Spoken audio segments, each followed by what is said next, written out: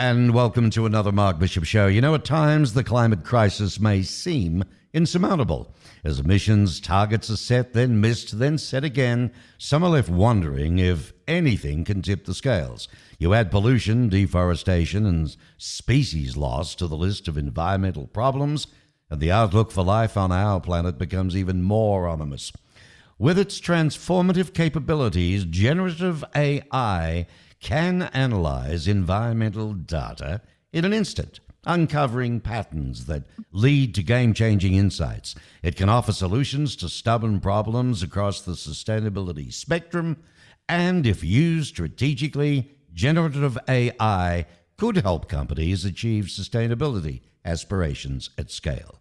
So with all that in mind, in this very special interview, my special guest is Oday Abbosh. He's here to discuss how generative AI can help businesses operate more efficiently and help them reduce costs, emissions, and waste. Welcome, Oday. Thank you very much.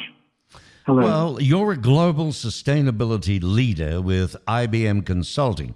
Doesn't the amount of energy required for generative AI, large language models, known as LLMs, don't they come at an environmental cost and at a high carbon footprint?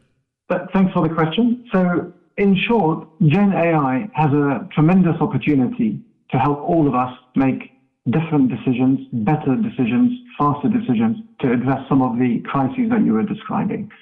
At the end of the day, it's the men and women that use the technology to make those decisions. Okay? And I think that's really important for everyone to kind of keep in mind. Now, your specific point on energy consumption, yes, it's well publicized that Gen AI is a technology that uses significant amounts of energy. So it's incumbent on all of us as leaders that when we look to deploy Gen AI, it's done in a very thoughtful fashion. And by that, I mean you decide on the use case first, and then you figure out the best way in which to utilize Gen AI. And doing it in the right way can have a dramatic reduction in energy consumption. And we're talking 20-30% upwards when it's deployed in the right fashion. So it's really important that your listeners appreciate it's not a panacea for all ills, but even when you choose to use it, we need to be very careful in what models are used and how they're fine-tuned and so on. It's, as you can imagine, quite an involved process, but one that we and others are finding actually when it's used the right way, it has tremendous benefits. Right. Emphasis on when it's used the right way. Generative AI, a lot of people have never even heard of that. Can you give us a brief, understanding what is generative AI?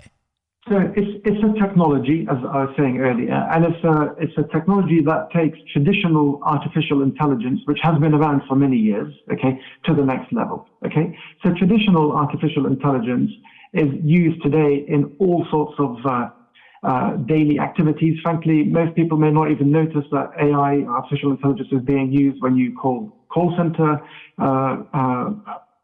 whether it's utilities or telcos or whatever the outfit may be, okay? So it's used in a customer environment, a customer center environment. It's used in fraud detection. It's used in lots of different applications, okay? And what Gen AI does is it takes that technology to the next level. And what I mean by that is it actually uses the same data set which artificial intelligence might be using, but it can infer and it can generate new insights. So if you think of it as a very powerful technology to study large sets of data, and that data can be text, it could be numbers, it could be videos, it could be images, all sorts of data, and infer from that patterns that aren't necessarily obvious to us. And then it's what we do with that pattern driving insights and what we do with those insights to make better informed decisions. Well, and that's the difference. Well, it is said, Oday, that for organizations, looking to reduce their carbon emissions, applying generative AI can feel counterproductive, with the potential to widen the gap between their sustainability ambitions and actions. I mean, can you explain that for us? Sure. I think, interestingly, most executives, when we've polled them as part of our most recent research initiative, I think we're talking about 76% of them say that they've got a sustainability agenda for their enterprise. When you dig a little bit deeper, it's something like 35-36% that say they've actually started. And one of the reasons they've been unable to make the progress that they had hoped for, is a lack of data. And that's actually really important, because if you can't measure something, you can't manage it. And increasingly, there's a need from all sorts of different stakeholders, never mind regulatory bodies, both in the Americas and in Europe in particular, driving heightened reporting. So actually getting the data to be able to report as an organization is fundamental. Gen AI has a wonderful opportunity to help companies accelerate the data capture and the data reporting. So that's kind of one element. So with once you've got that information, sorry, go ahead. I was going to say, though, from what you've been saying, that's what it's going to take to bridge the gap between sustainability aspirations and action. You know, overall, what you're saying. It's a big part of it. It's a big part of it. And the other element is to be really clear in articulating the connect between the value and the sustainability. So, you know, you will hear some people talk about a conflict between profitability or value and sustainability. Our view is that those two things should not be in conflict. It does require people at times to take a slightly longer term horizon versus trying to do everything short term. Okay. But given we're talking about major global existential issues, you talked about loss of, you know, species, biodiversity, climate, all of that stuff. You know, these are not things that get solved in quarter. So it does require leadership to take a slightly longer term view. That said, there are many applications of Gen AI where you can drive very fast ROIs, and that's an important consideration for businesses to keep in mind. Okay. Oday, Abbosh, if I was to ask you, what are three things every business leader should know about generative AI, what would your response be? Okay, so I would say people need to get more familiar with the technology and understand it better. Okay, so, you know, again, going back to some of our most recent research, over 60% of executives have told us that they see Gen AI being really important in enabling and realizing their sustainability agendas. Okay, so that's kind of really important. Okay, so get more familiar with it. Get your employees in particular upskilled. I think it's incumbent on all of us as leaders to get our people to better understand the breadth and depth of the technology, what it can be used for, and so on. So that's kind of one bucket.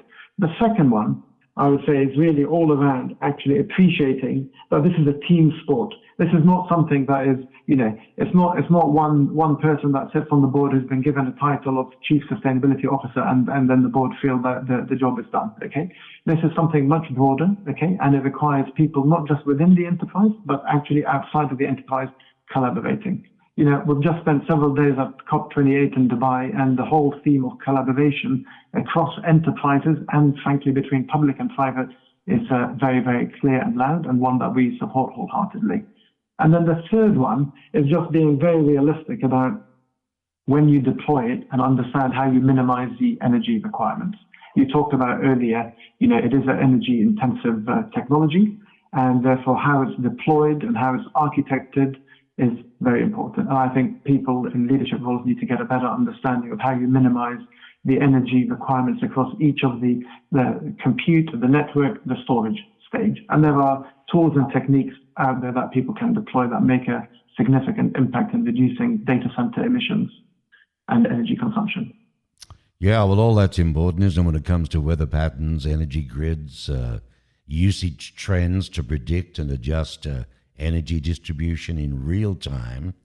Big thing, of course, everybody talks about is the carbon footprint, helping companies, you know, to limit their carbon footprint while also boosting the bottom line.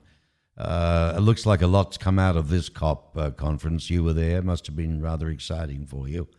In closing, where can my listeners learn? This is pretty heavy stuff, isn't it? Where can they go to, you know, have a cup of joe and read all about this? Is there somewhere they can do that? Yeah, so I would encourage people to keep in mind it's a technology that should be used as an enabler. Yes, it can sound heavy at times, okay?